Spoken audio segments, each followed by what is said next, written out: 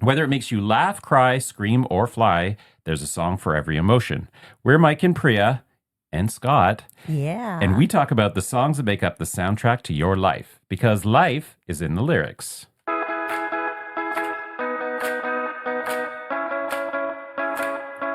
All right, little listeners, I am trying to keep it in my pants right now because we have a goddamn amazing guest today who I have been wanting to have on the show since like the very beginning. And now it's finally happening. Finally. Look at us making dreams come true here on Life is in the Lyrics. Quit wasting time, Mike. Let's introduce this superstar guest that we have so we can get right into it. All right. Sorry for saying we make dreams come true for you. Yes, I know. We know all that. Okay. This man here is married to one of my best friends.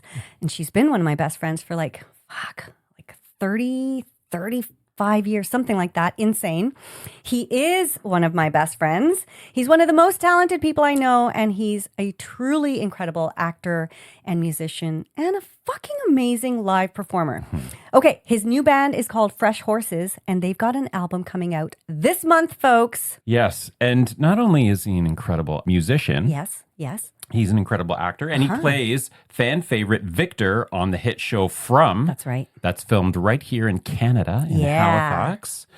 And the fourth season just dropped, and its first episode is out. Yeah. So we had his daughter, my goddaughter, as a guest on this very podcast ages ago to talk about the Eras tour. And today we are so stoked to have Scott McCord join us. Welcome, Scott. Welcome. Good. I'm applauding you guys.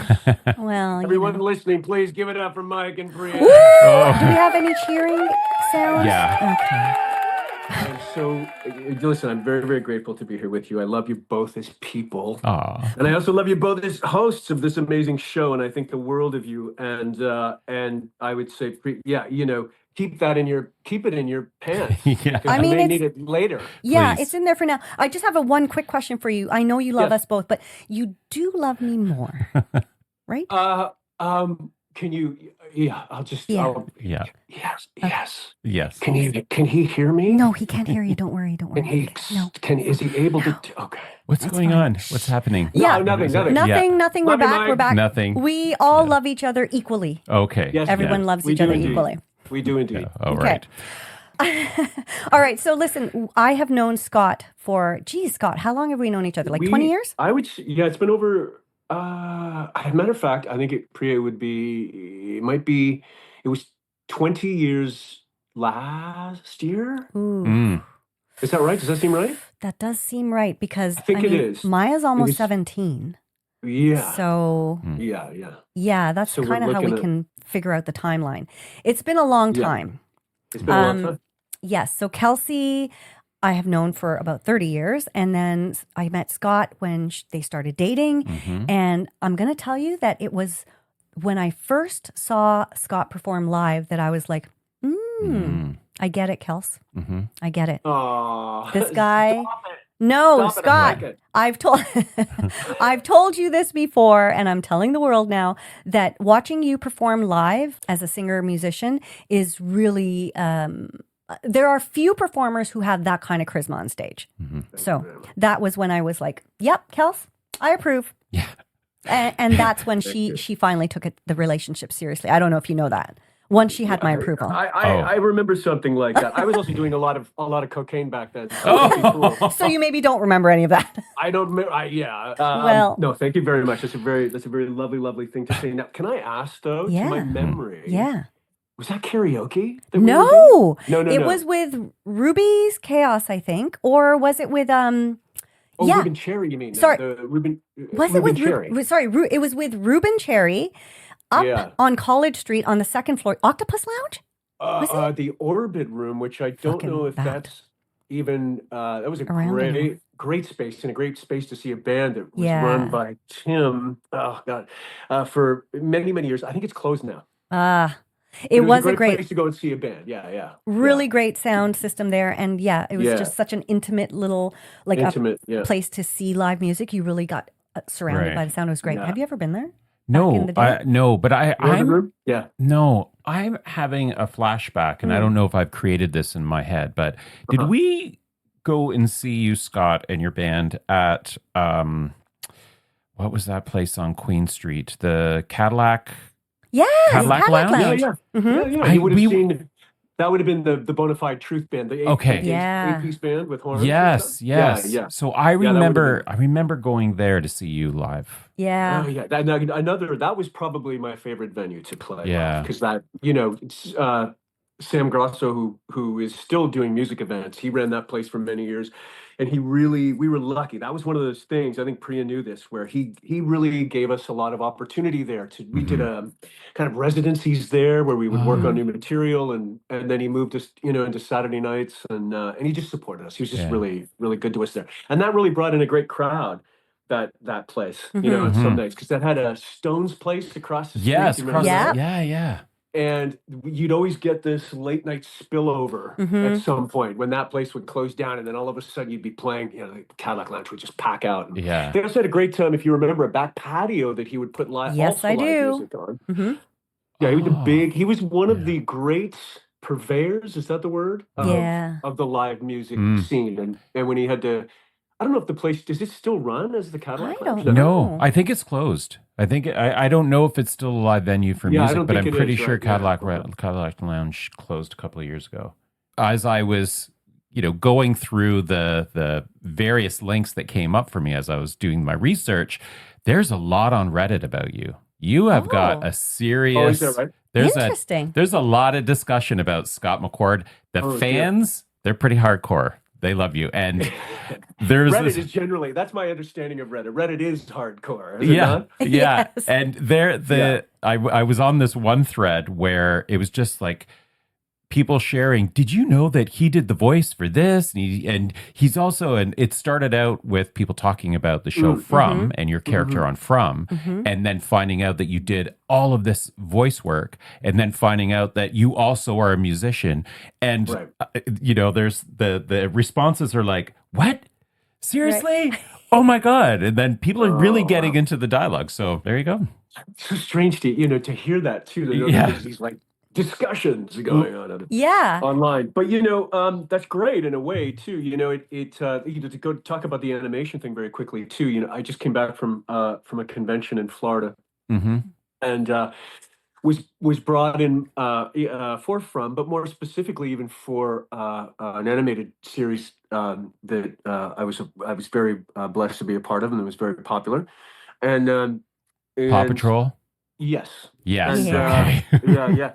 And I'm always reminded too, because I'm doing less of that now here in New York, but I'm I was meeting a lot of people throughout the weekend who would come up, and of course, some of them are, now they're in their 30s, or they'll come up and they'll go, this show was my childhood. This was, and I wasn't expecting that. That was just so amazing, and that they have, their kids, let's say, onto some of that stuff. One of the shows that I did in Canada there for a long time, is Priya will remember as well, was a show called Total Drama Island. Yeah. It's still, Netflix acquired it, I think, back in 2000, at the end of the, like 2017 or something like that. Right? It was before the pandemic.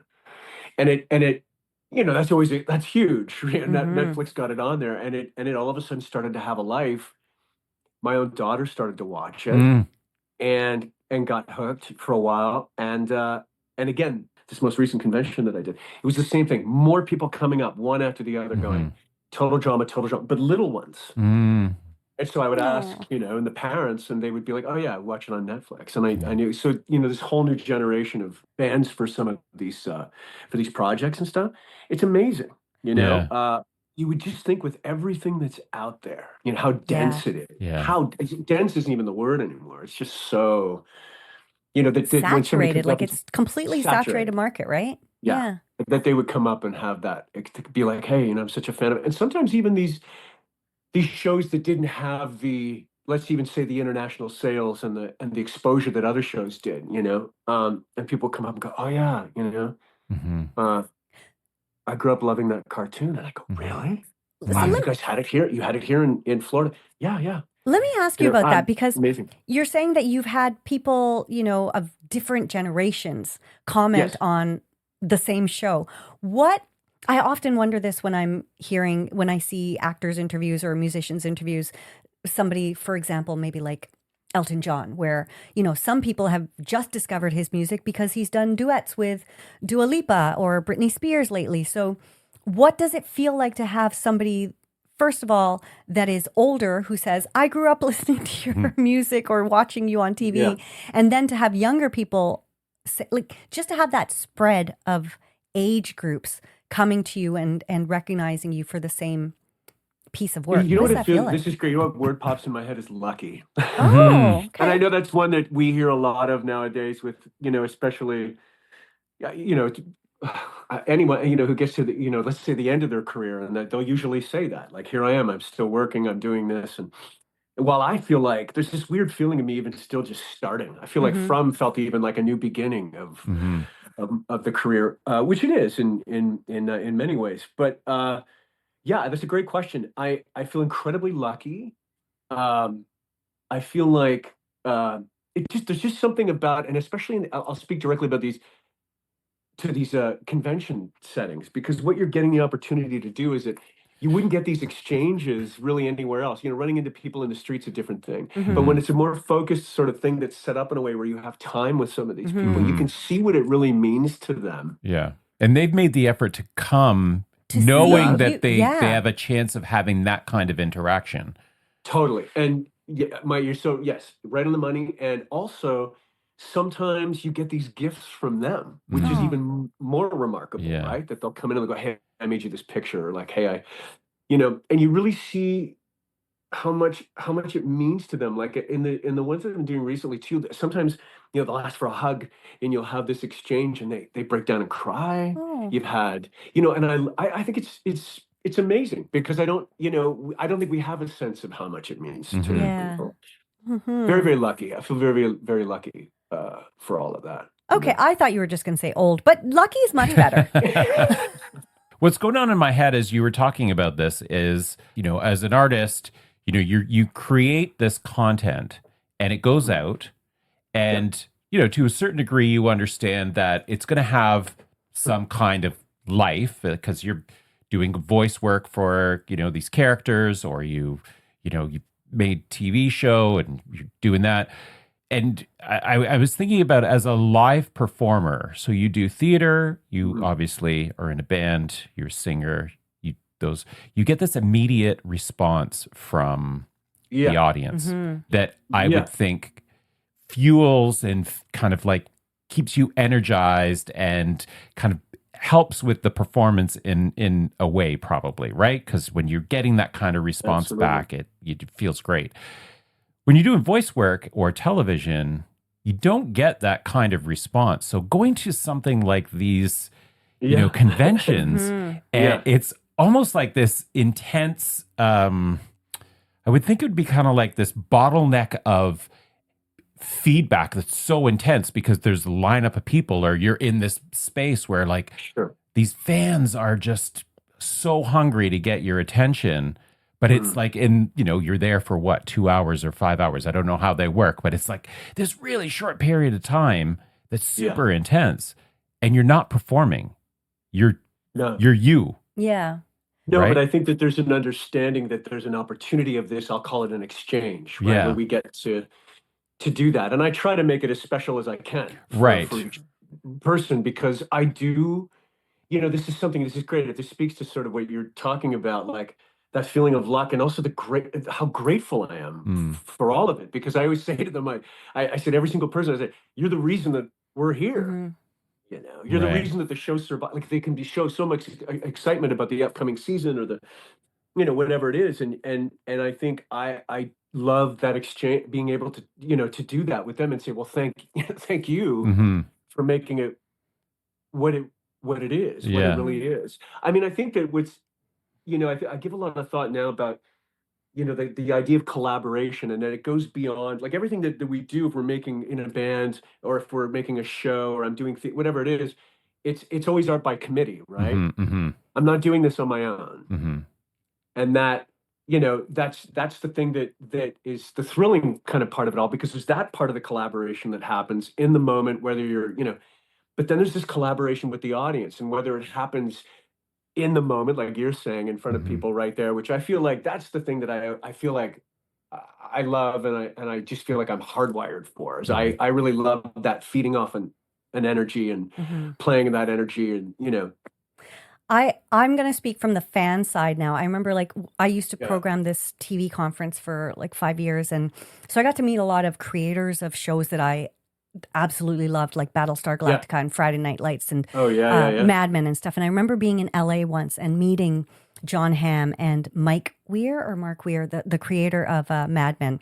And just being like so, you know, like you're seeing, well, kind of awestruck, but just also like, but awestruck, not in the way of just being celebrity struck, but just being like, I love what you have created so much. And to be able to actually talk to you and say, man, this character that you've brought to life is just like, it means something to me. Like it has brought so much to my life. It's really cool. And especially cool when the performer is not a jackass, which you are not.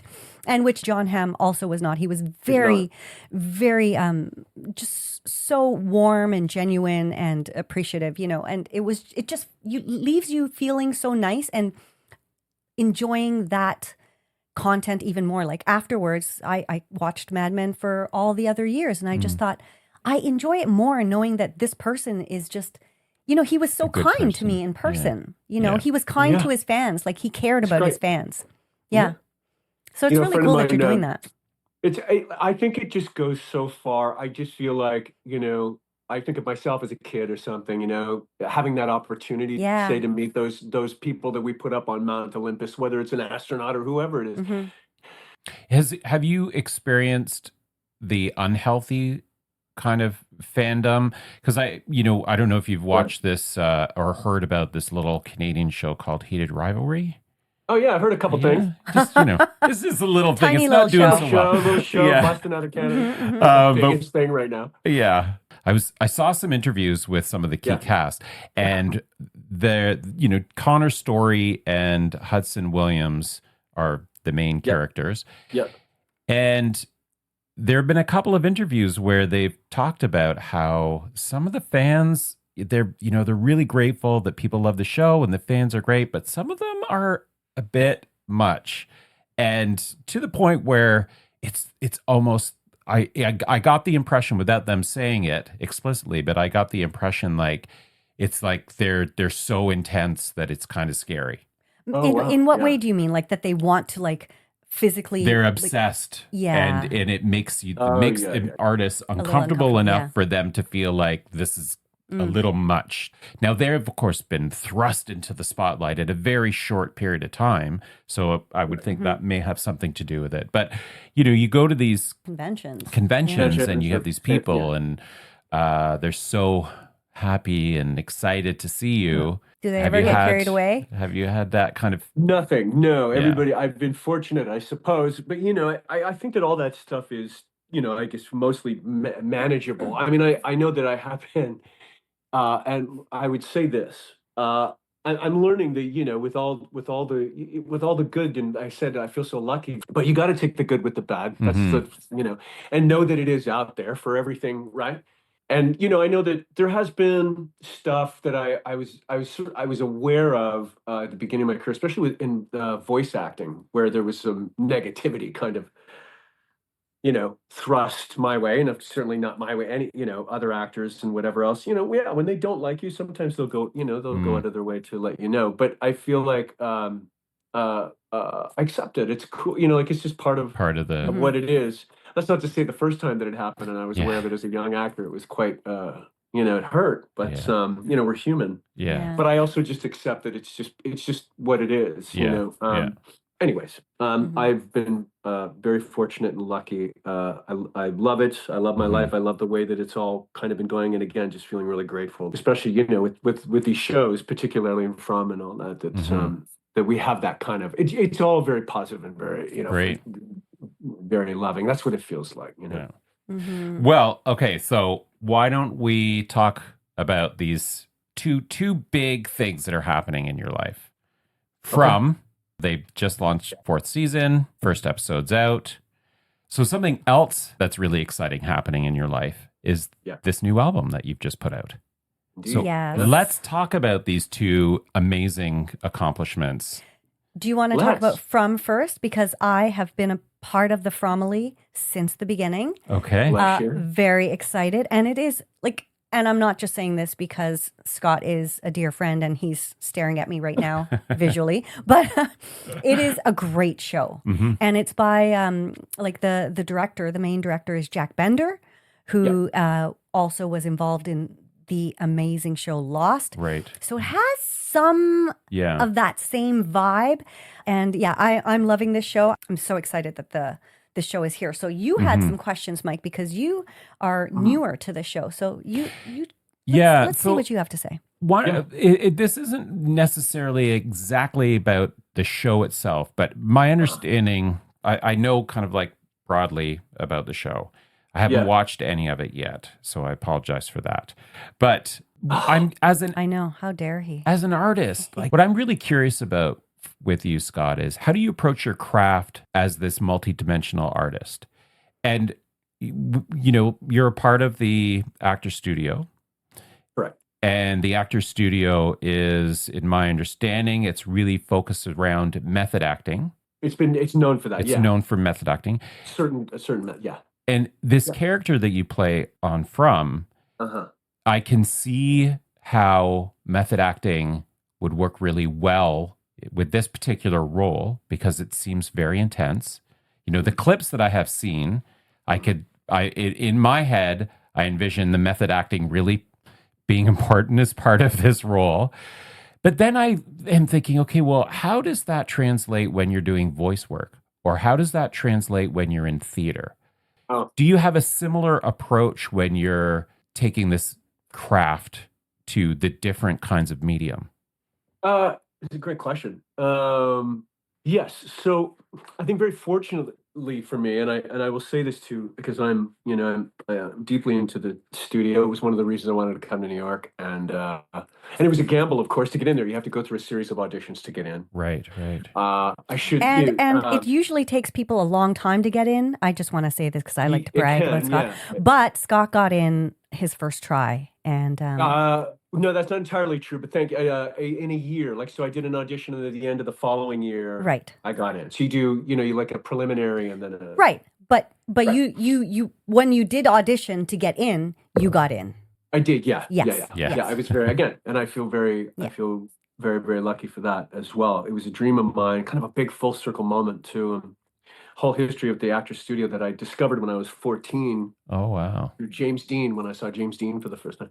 Wow. And then realized as I was going through my career that there were just so many of my favorite actors, many of your, I'm sure, favorite actors too, who had all in some, not all of them, but some of them who had at least come up through the New York scene. And there is an Actor Studio in Los Angeles as well. Ultimately, what it is it's been known as the home of the method. I mean, the method is a really tricky word, as you know, too, because, of course, in the media, it's been kind of dragged through the mud.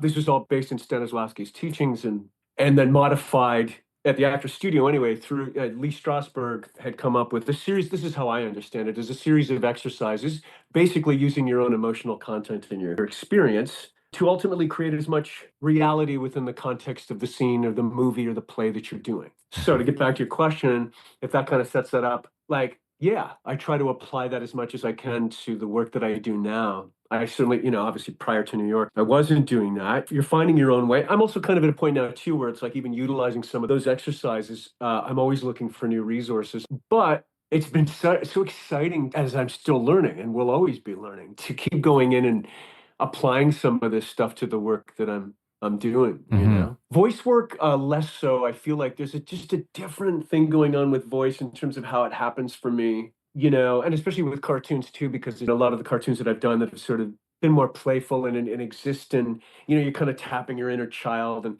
I feel with that, I'm just sort of accessing something and kicking all the lids off of that inner child and doing all the things that I used to get in trouble for. Right, yeah. And getting paid for it now. And you get paid for it. But in the case of theater, what it's kind of given me is this great an exciting ride of just going in and approaching everything like it's lab. You go in and you go, even on a work day on, on From or whatever it is, right? Where I can go in and go, okay, here's the experiment, and I've done the work on the page and off the page, and now this is where I'm hoping, we'll see what they have for us when we get there. It's cool, and then of course, like anything else we do in our lives creatively, it can be hard and frustrating if you don't get there or whatever else. Yeah. But I feel like when you feel it working, it's a pretty exciting thing. And then even then, once it goes out, like I said, art by committee, right? Once it's, let's say in a case of a show, you're filming, then it goes out, gets edited and color corrected, and and you don't know what's going to come out the other side. You really don't. Right. So I want to ask you, as you were talking about like voice work for animation and then theater and stuff, like because you use your voice in so many different ways. Yeah. And theater actors, you're not usually wearing microphones, right? Especially in some of the more intimate venues. Or are you nowadays using microphones? In theater? Yeah. No, I mean, I haven't, not in the, in the limited stuff that Okay. Yeah. And then in voice work, you're obviously right in front of a mic and you're in a studio and all. Yeah. Do those aspects of using your voice in different ways, how do they affect your singing? Oh, do they strain your voice in any ways? Yeah, it depends, right? Sometimes, in some cases, I remember back in the day when I was doing my animation, more action-y kind of cartoons, you're doing a lot of yelling. There's a lot of like high volume. I remember some of the yelling in the play that I produced of yours. Oh, yeah. There's a lot of yelling in that. A lot of yelling, right. yeah. Yes. So Naked that's Hamilton. Yes, like sometimes I wonder, do you ever like blow your cords out? Yeah. Of course I have. Yeah, absolutely. Yeah, and I think back then too, I just didn't. I never really took super great care of it. And it was once I was playing back in bands again and trying to manage both that I realized, oh yeah, I got to be better at that. Do you know what? I just had this crazy memory, Scott. I was organizing this huge fundraiser for Toronto Cat Rescue. And Scott was going to be our main performer. Okay. And, I remember this. And the day of the big fundraiser, he messages me and says he blew out his vocal cords. Oh, no. And we were like, oh, my God, what the fuck? And a big event. You had produced a big event. It was a big event. Was, And it was like the key fundraiser for that charity. Yeah. And we were all like stressing. And I was like, obviously, I don't want you to injure your voice. But Scott, being the caring person he is, he's like, he went to the doctor and he got a steroid injection. What? Right? Only time I've ever done that. And while I don't think it sort of becomes highly recommended, they issue these things, they do it. You think of these people working and singing 9 hours a day, and you remember, I got my voice back. It's a marvel. But they literally said you have a window of whatever it was, 5 hours or 4 hours And I remember as soon as we finished that show and we were loading out, it was like it was my pumpkin moment, right? Where all of a sudden I went, whoop. And I lost it again. And it's funny, about a week ago I had a recording session with Fresh Horses here, and we had to change it because I felt something coming on, and I just knew the next day. Oh, no. We had to record, and I'm like, record? Yeah, there's no way. Luckily everybody was nice. They were cool about it, whatever. And I just said, can we reschedule? And we did. Let's talk about the music because obviously we're a podcast about music, and From is an incredible show. And I know that there are other castmates that you have who are musically inclined, and sometimes you guys have jam sessions and stuff. So I'm curious about what life on set is. But also, like with Fresh Horses, like you've been away from music as part of your professional life for what, like 8-10 years now? Well, because it's about that, because once I got here, it was about the studio and just growing as an actor. I think that's what I wanted to focus on. So even though music is still such a big part of my life, you know that, because you and I were even we're dance parties all the time, like this, all the time. We do together. Virtual dance parties during the pandemic. Was Mike ever all the part time. of the dance party? No, thing? Were you part I don't think I was ever invited to the virtual dance. You never parties. got invited. No, that's right. It was an elite club, Mike. Yeah. All right. Sorry, Mike. I never make the cut. You did make the cut on my 50th birthday party that we did. It was live. Like it was not live. Well, kind of live karaoke via Zoom. Oh yeah, it was a hot mess. It was a hot mess, but it was fun. Amazing. Yes. It was fun. So, Scott, I wanted to know what it feels like to get that part of your passion back. Yeah, and whether was it just like riding a bike? Yeah, it's such a great question. And I was still making music. As a matter of fact, I was even at the Actors Studio. I was starting to, and I'm still, I guess, in process. We've just put it down for a moment because we got busy. But there's another actor good friend of mine, Chris Stack, at the studio, and he and I were developing a show about a band in Indiana who all get back together. And we were developing this thing. So we were trying to develop it, working on it at the studio. So he and I were playing and writing for that. He's a drummer. He was actually part of this really great show, Stereophonic, that was the biggest hit on Broadway, I guess, last year, the year before, and he just got back. He was just doing it in the West End. Wow. Anyway, yeah, I think it was just because I was in that world. And then Rod Hall, who is the other part of Fresh Horses, bless him, he and I met. I just love how this happens. It just happened that we were standing in front of our kids' school. Our kids both went to the same middle school. We dropped them off one day, and for whatever reason, he and I started talking, and then we'd see each other again, and then I found out he was a musician, and then, we started then we checked each other's stuff out online. Cool. Again, bring back to the website thing. And then he called me one day and he said, we should get together and write some shit. And I was like, yeah, great. I went over and we did that. And then one of those songs ended up on his solo record. And then he was like, do you want to come and sing on that?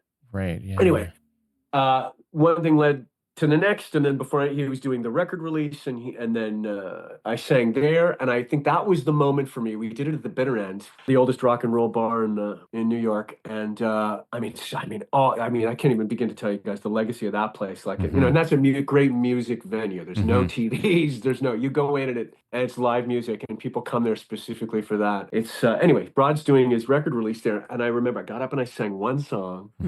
And he's got he plays with these, the most amazing, New York's finest.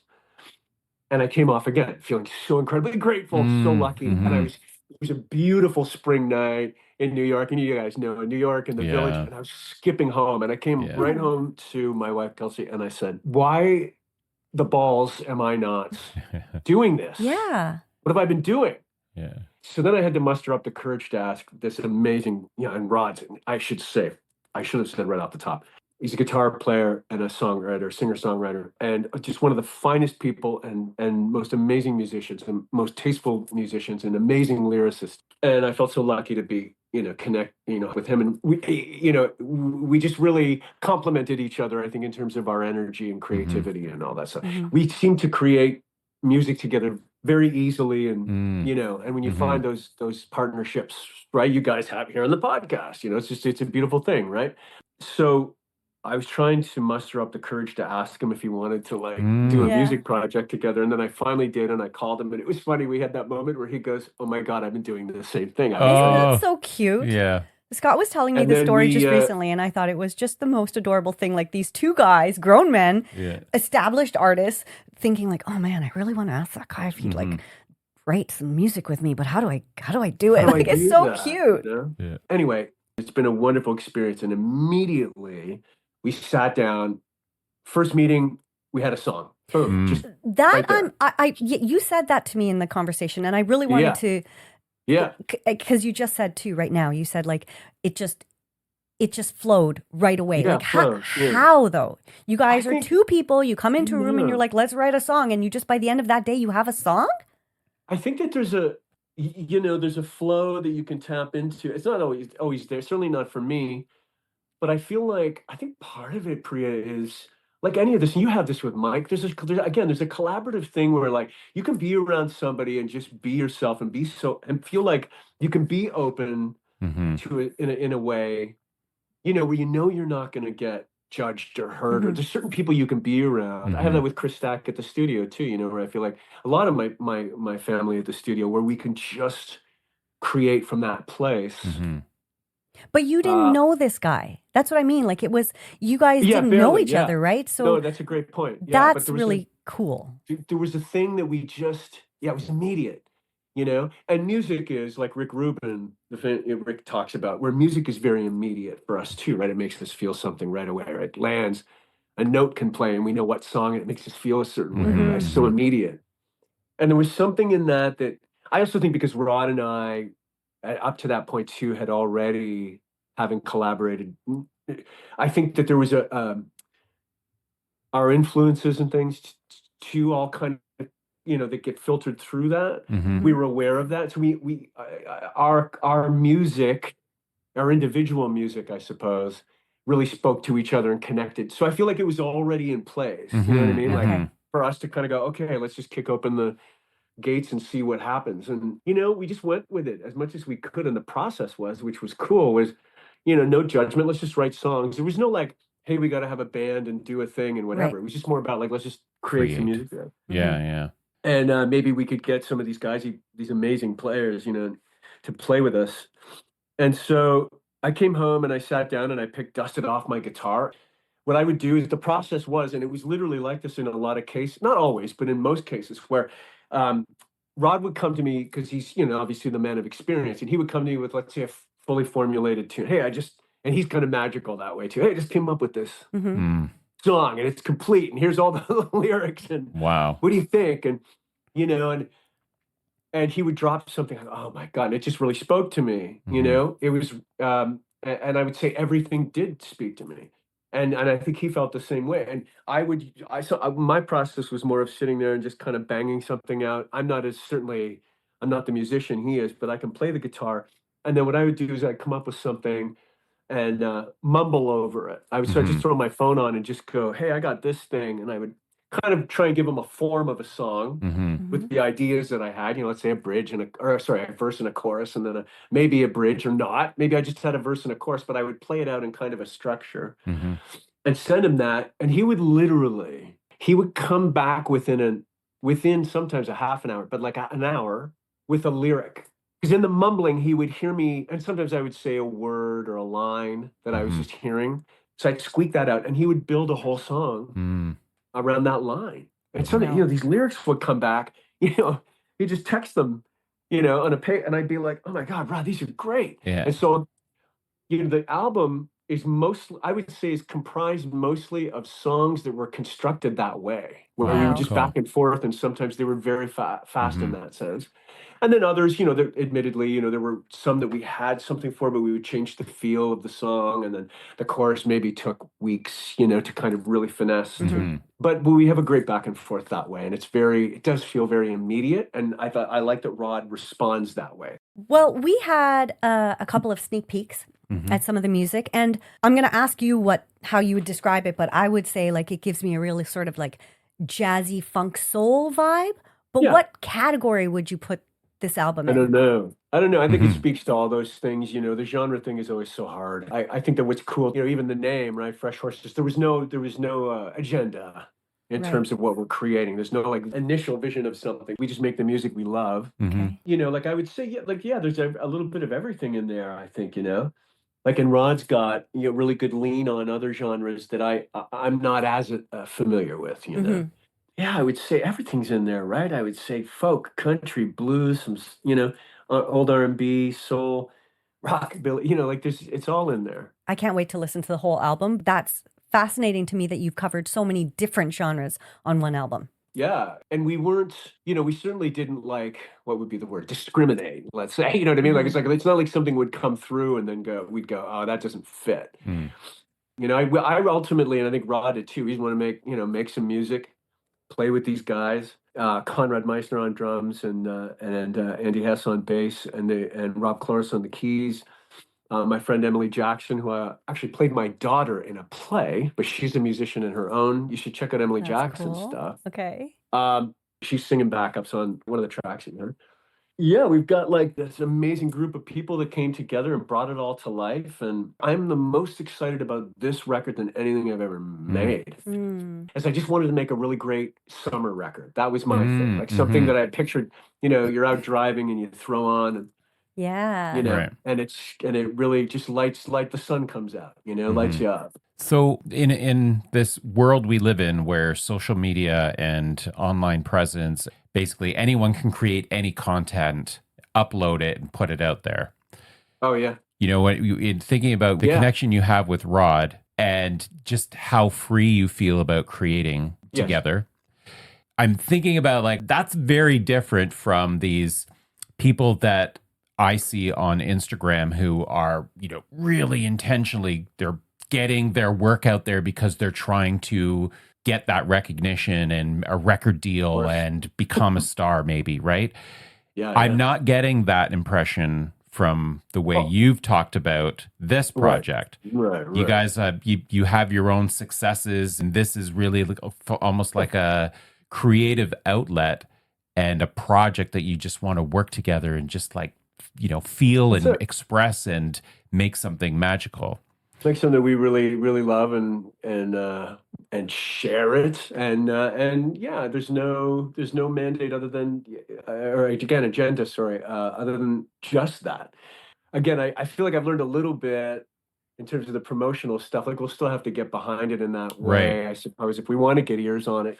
But I through From and doing that stuff with From, some of the social media stuff, I feel like I picked up a few things, and I actually enjoy some of that in audience engagement, and I can get into that. There's an art in that. It just feels so good to be kind of swinging back into that whole world. I think so much about what it is to like how we define ourselves as artists anymore, and I don't really know if I want to put a lot of energy into thinking about what that is. There is sometimes with art and anything, whether it's music or whatever it is, where I feel like, God, have we really kind of killed it a bit with too much analysis? Do you know what I mean? Sometimes you just want to go in and look at the painting and not be told anything. Yeah. You know what I mean? Yeah. Let me just hear the song. Don't tell me how you did. Or let's go see the movie without seeing all the behind the scenes stuff before the movie even came out. Right.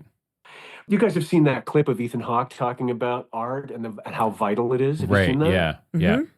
I think that's one of the most beautiful speeches I've heard ever. Yeah. And I think it's so true, where he says that thing where he goes, isn't it funny that like not a lot of people read poetry or do this or whatever, but the second someone dies or the second someone, I don't know the exact quote, but he says, or we fall in love or we're going to lose our minds because we're so crazy about these, that all of a sudden it becomes this vital thing. Yeah. I don't know, Priya, even some of my greatest life memories are with you, like when we went and saw Heart. Yeah. Mike was there too. We were there. all there. Mike, you were there. That's right. At the amphitheater that we were talking about. Yes. Yeah. Outdoor venue, beautiful summer day. Yeah, it was great. That was right before the pandemic as well that summer. Yeah. I'll never forget any of those moments, So one of the things that I think is really important to also note, I agree with you. I think everybody has these moments where they've experienced something and it's really moved them in some way, or it's been that moment. But I think one of the differences that sets you apart from me, and Priya, you apart from me as well, is you may have the similar experience of being moved, but it takes a different kind of person to have the confidence or it's not gumption. It's insanity is what it is. Well, no, it's the it was at it's at the tip of my tongue. But I think I know where you're going with it. Yeah, like like step out and actually try it. Try it. I think it takes a really special kind of person to actually put themselves out there. Vulnerability, that's the word. And be vulnerable and explore wanting to try that out and wanting to make a go of it. People like me, I get moved by art and music and all kinds of things, and I'll dabble, but I certainly don't have that confidence to try and make a career out of it. I think it's, we're driven by different things too. I think low self-esteem. I think the need for attention, there were other things in there too that will also, throw you out there. Like, I think I was just a kid that like just loved having the attention, and would literally do anything for the laugh or whatever. Right. I also just think I realized too that, and much like you guys, and this is where I think we're all very similar, whether we're performers or not or whatever else too, is that I think and what I'm trying to understand about, again, getting back to this artist's life thing, is I feel like I just want to live a really creative life, creative living to me. And I think that is my connection, it has been with Priya, certainly, that we align that way. You too, Mike, and what you guys are doing here. And I think that to me is always like, that's the key to a great, for myself anyway, a great life. I think that's when I'm not attuned to that. And of course, that can be anything, whether we're like being creative doesn't mean you have to be a performer. I'm just saying, whatever that means to you. I think I was also just, and maybe to my detriment, one of these do or die types too, right? Where I was like, well, there's nothing else that I'm going to do other than this. You kind of have to be. No, I think I feel like for performers, you kind of have to be that way to be successful. You can't have a plan B. There's never been a moment where I've like, I gotta not I got to put all this down. I've shifted throughout my career and focused on different things. Like, like I said, 10 years about, it's been like here, it's been about the acting. But I think that to kind of bring this full circle back to music, do you guys have a profound music moment, each of you? I'm just curious because I'm tired of talking about myself. Well, I did remember this, and I've talked about this before. I recall being, I don't know how old I was, maybe 7 or 8.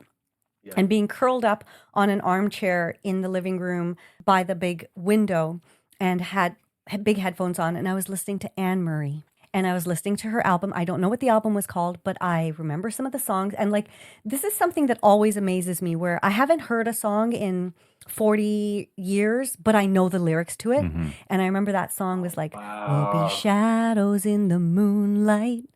Yeah. Darling, I'll meet you at midnight. And I listened to that entire album just by myself. And I was just like, I was obsessed with that album.